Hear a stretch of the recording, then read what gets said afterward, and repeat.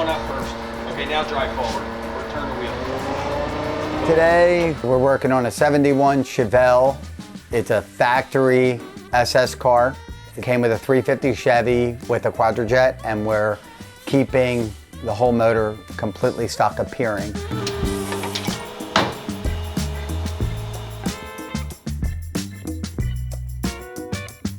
I put the same number of cylinder heads in it. His cylinder heads were so sludged up that we didn't even want to begin to start cleaning them. They just were full of sludge and carbon. Yeah, get a screwdriver and scrape the valley all out. And then these, just get them off, and I'll use a set of R heads for it. I got the same casting number, same date, which was 487s, open chamber heads, and we put 202 and 1600 valves in them, and screw and studs and guide plates and springs for the cam that we chose for it.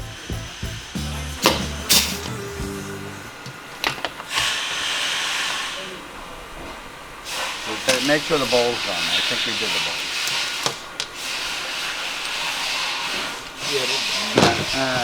Yeah, they are. They're done. Yeah. Yep. It'll run fine. Yeah.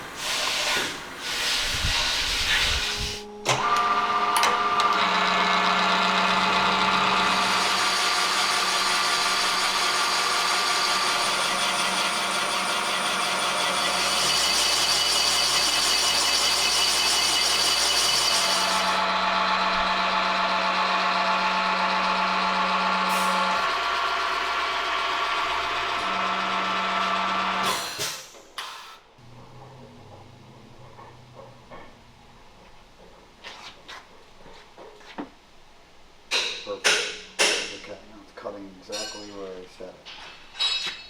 Okay.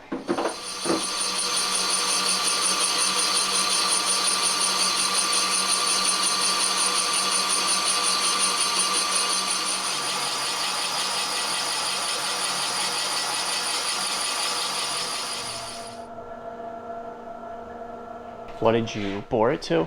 30 over. 30 over. Yeah. It's actually 28 over. It's going to be honed the other two. So the finished bore size will be 30 over.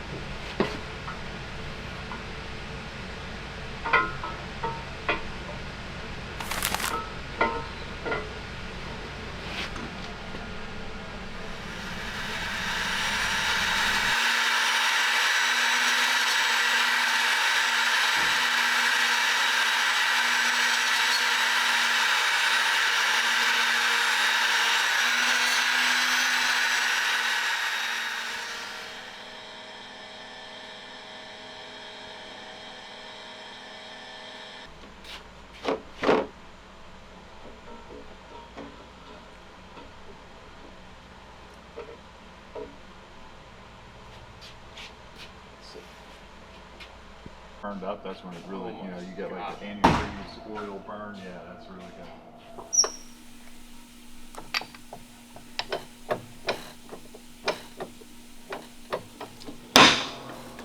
Scares you every freaking time. Every time! Alright.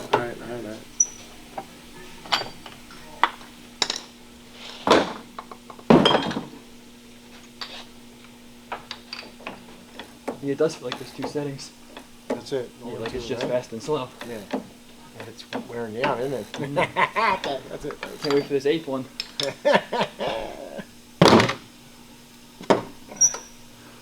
When we disassemble the pistons and rods, we torque everything up and we measure the small end and the big end. Two of the rods in this engine, the small end was made for a 2/over pin. That's one of the reasons why you should measure all the small ends, because if we would have put standard wrist pins in it that came with the new pistons, they would have fell out and we would have had a problem. So the two rods that had oversized pins in it, we replaced those connecting rods with rods that weighed very close to the same weight, and we balanced the whole assembly. That's okay. Isn't that crazy? This one, that's within a gram of what we need. You don't have to touch that one. This one, we have to take off 6 grams. Gotcha. To make it between 95 and 96.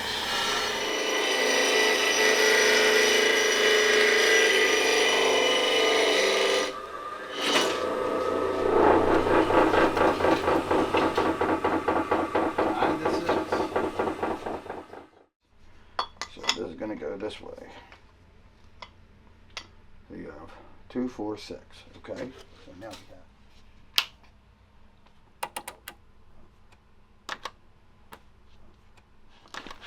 have.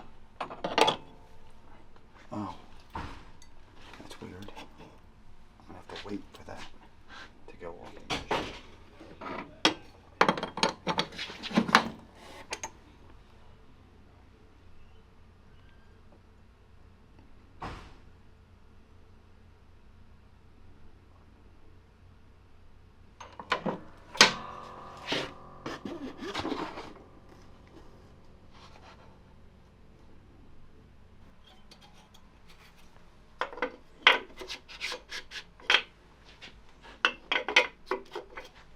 It's got plenty.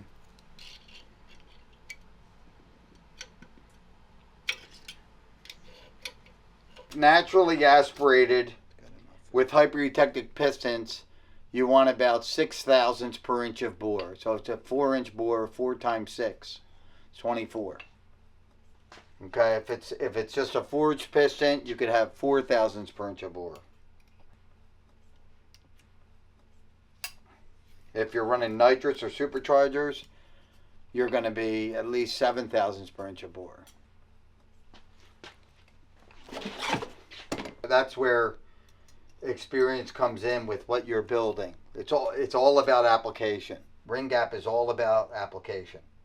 What happens is if you don't have enough, when you start producing more heat and you don't have enough ring gap, what happens is the heat makes the rings expand. Rings are mass. And they'll expand until there's not enough ring gap, and then the rings butt together and the ring will stick in the bore, and then when the piston tries going down, it rips the top of the piston off. Which is not good. No. That's if you don't have enough gap. If you have too much gap, you start getting the rings don't expand enough for the gap. You're not making enough heat for that ring gap. Now the rings don't expand enough, and now you get additional blow-by. Because now you have too much gap, so you're getting pressures going by the ring. So too much is no good. Not enough is worse. Gotcha.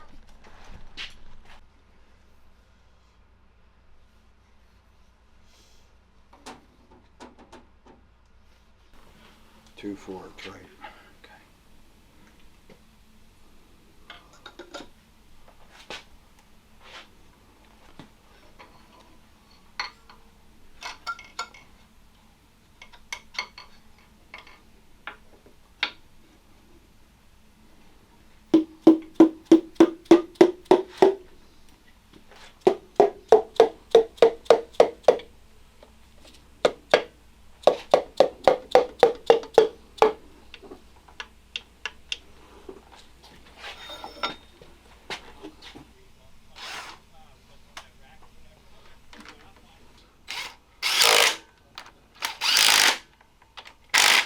jump on 95.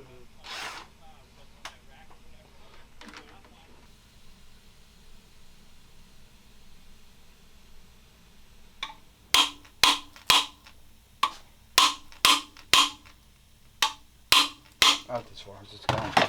Whenever we do any of these motors with pressed in oil pump pickups, we set the height on the pickup with the oil pan, and then I TIG weld the pickup on.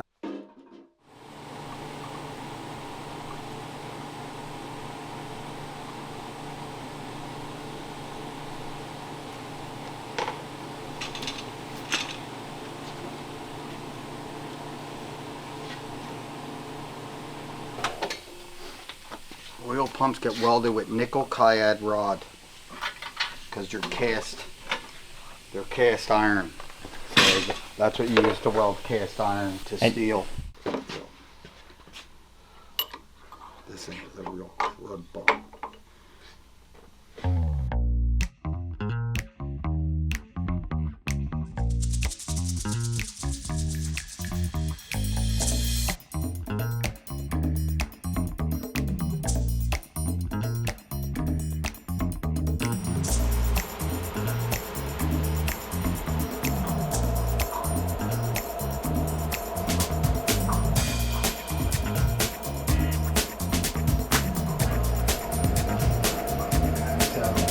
I'm gonna probably stick with I'm gonna put it with crazy.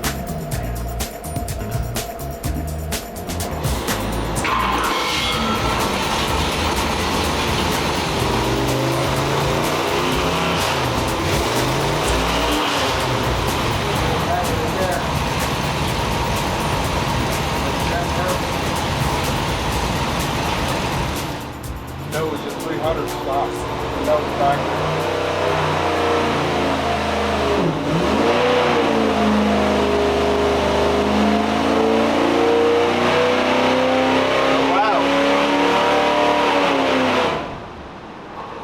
I was wrong. Probably up around 330 horse or so. First pull is 320, it's still going straight up. And 363 foot-pounds of torque. See the, oh, it's lean. It's too lean. We gotta put different metering rods in the back. These are metering rods. They go inside the jets. And then this is, see how this is bigger at the bottom than this? This is gonna let more fuel in. Here, we gotta take it out.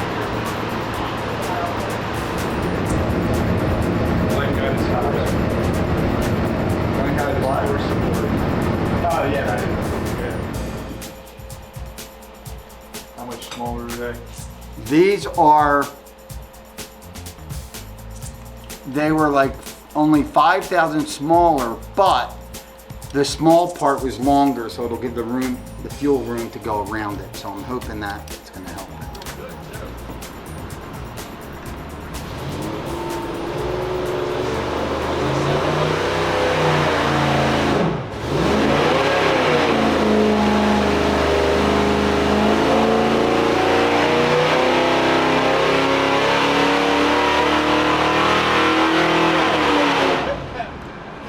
Right, my foot up against the door. 334.5. 334.5. I was off by 3. How much? I was off by 2. And it's still way too lean. We have to change, It's still too lean. we gotta take it apart and change the jets. The power's gonna keep going up. It's probably gonna make 350.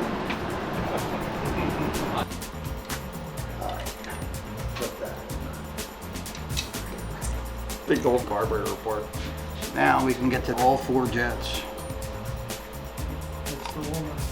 Yeah, it's just too wide to keep spinning it. There. I only went 3.5 thousandths with these. Here we go.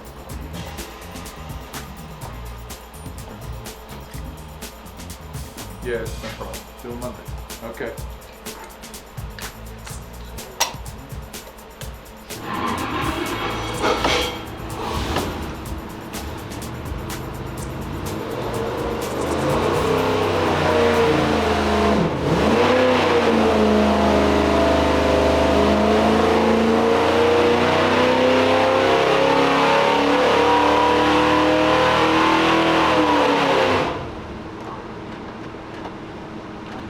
374 horsepower, 393 foot-pounds of torque.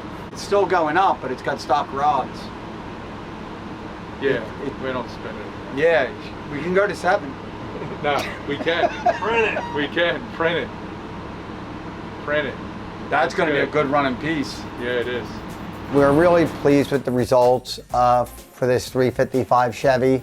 It made 374 horsepower and 393 foot-pounds of torque, which is well over what they made stock, and that's due to the additional headwork and the camshaft that we used. It's a great build, and you know, it's a typical little Chevy. It's going to run fantastic.